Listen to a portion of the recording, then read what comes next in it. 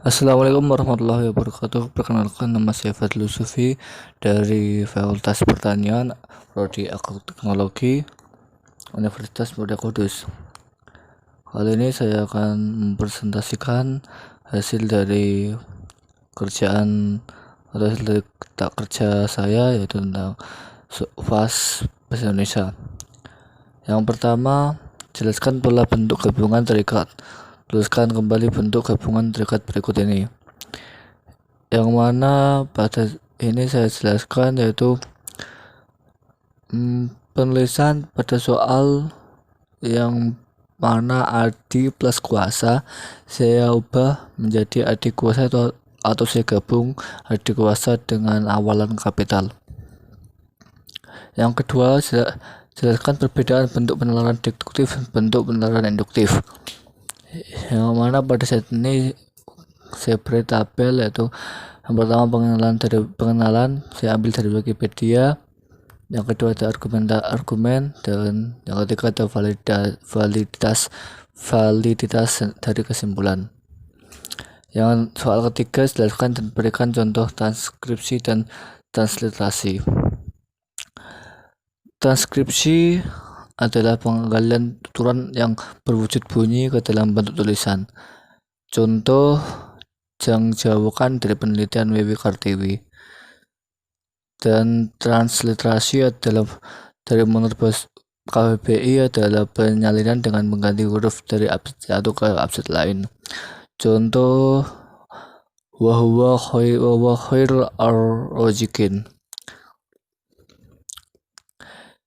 Soal keempat adalah jelaskan penomoran bagian gerakan berikut dari A1 titik 1 titik sampai 1.3.2 titik, yang mana penulisan dari subbab penggunaan huruf kapital seperti A, B, C dengan huruf kapital, dan anak subbab menggunakan angka 1, 2, 3 dan seterusnya. Maka yang benar adalah A kapital titik program usaha, program menggunakan huruf kapital, awalan kapital. Selanjutnya tabs atau menjorok 1 titik tahap persiapan program, diawali dengan tahap yaitu kata tahap diawali dengan huruf kapital dan seterusnya. Soal kelima adalah jelaskan cara menulis gelar akademik yang benar dari beberapa gelar atau tokoh yang diberikan, yang mana gelar bisa ditulis di belakang maupun depan. Setiap unsur singkat harus diawali huruf kapital, dan ini saya sudah terapkan tabel dari kata awalan, yaitu kata yang dari soal, dan benar atau artinya gelar dari toko yang saya sudah benarkan. Yang pertama adalah jelaskan penggunaan tanda elipsis, tanda siku, dan tanda kurung. Berikan contohnya. Tanda elipsis dipakai untuk menunjukkan bahwa dalam suatu kalimat atau kutipan ada bagian yang dihilangkan. Misalnya sebagai berikut. Tanda kurung siku dipakai untuk mengapit huruf kata atau kelompok kata sebagai koreksi atau tambahan atas kesalahan atau kekurangan dalam naskah asli yang ditulis orang lain.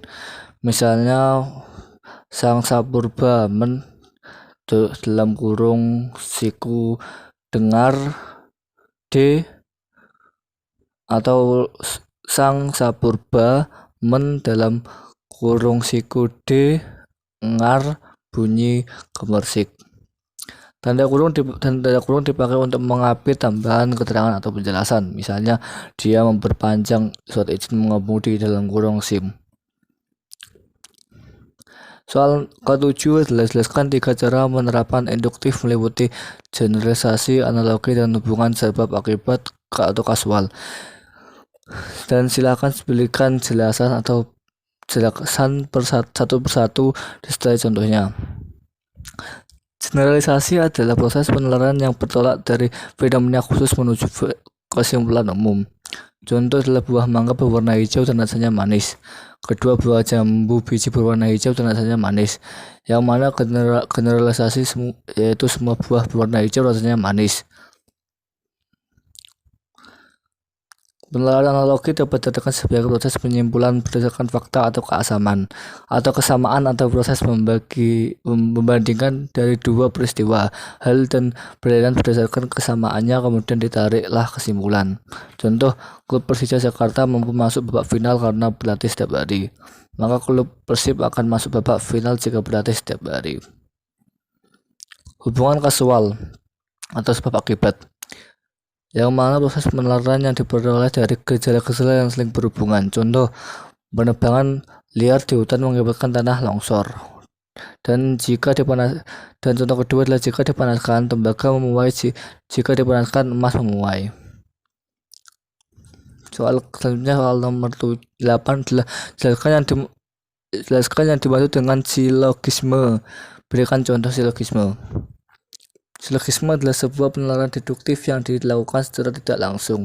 Silogisme juga dapat diartikan sebagai sebuah argumen deduktif yang memiliki dua premis dan sebuah kesimpulan. Contohnya, jika musim kemarau, sungai akan mengering. Sekarang sungai mengering.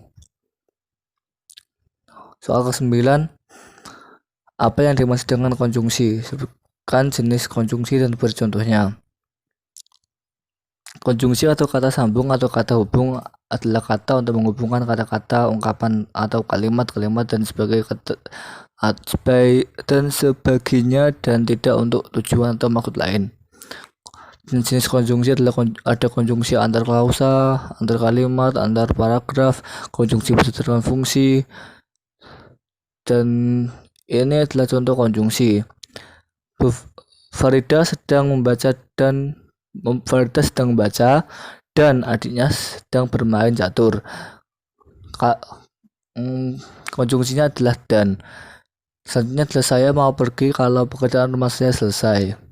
Konjungsinya kalau. Dan terakhir, engkau berangkat sekarang atau engkau ketinggalan kereta. Konjungsinya atau. Soal terakhir nomor 10, yaitu wacana terbagi menjadi 5, yakni wacana narasi, deskripsi, eksposisi, argumentasi, dan persuasi. Jelaskan ciri dan perbedaan tiap wacana tersebut serta berikan contohnya. Ciri-ciri dari wacana narasi adalah adanya unsur perbuatan atau tindakan, adanya unsur rangkaian waktu dan inovatif, adanya sudut pandang penulis. Contoh, kegiatan di sekolahku demikian padatnya. Tiap hari aku masuk pukul 7 agar tidak terlambat. Aku selalu bangun pukul 4:30 setelah mandi. Aku pun sholat subuh jam 11 subuh. 13 Juni 2015.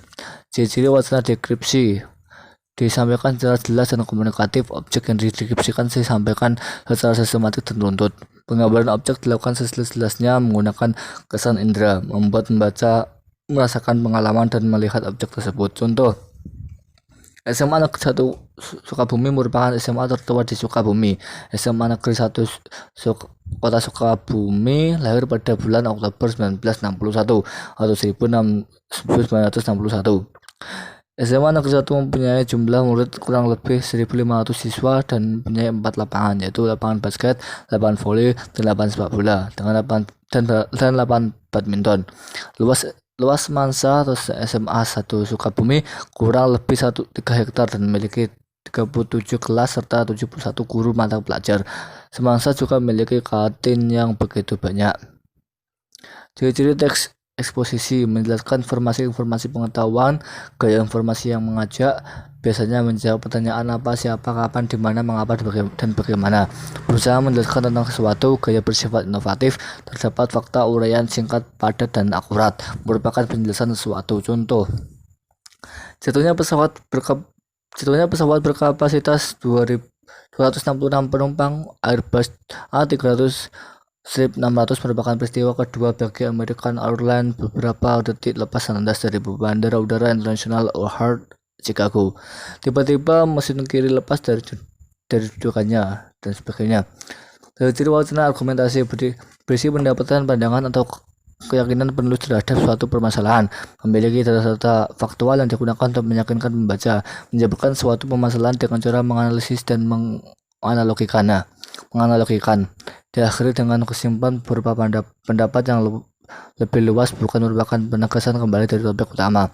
Contoh, akibat pengembangan perekonomian dan pertambahan jumlah penduduk, konsumsi energi di dalam negeri juga meningkat. Kebutuhan gas di Pulau Jawa pada tahun 2002 sebanyak 943 juta kaki kubik per hari. MMCFD tahun 2005 meningkat menjadi 1.136 MMCFD pada tahun 2010. Kemudian gas di Pulau Jawa diberikan 2.252 MMCFD dan tahun 2015 sebanyak 3.441 MMCFD. Teori wacana persuasi berasal dari pendirian bahwa pikiran manusia dapat diubah, harus menimbulkan kepercayaan para pembacanya, harus dapat menciptakan kesepakatan atau penyesuaian melalui kepercayaan antara penulis dengan pembaca. Sependapat mungkin menghindari konflik agar kepercayaan tidak harus dapat menciptakan kesepakatan atau penyesuaian melalui kepercayaan antara penulis dengan pembaca. Contoh wacana persuasi berjudul Hindarilah rokok meskipun sebatang. Alina pembuka. Rokok mengandung bahan dan zat kimia yang berbahaya bagi sistem pernafasan, bla bla bla, dan seterusnya. Alina penjelasan, semakin besar isi kandungan tar dan nikotin dalam sebatang rokok, maka semakin besar dampak negatif yang diterima oleh tubuh kita, dan seterusnya.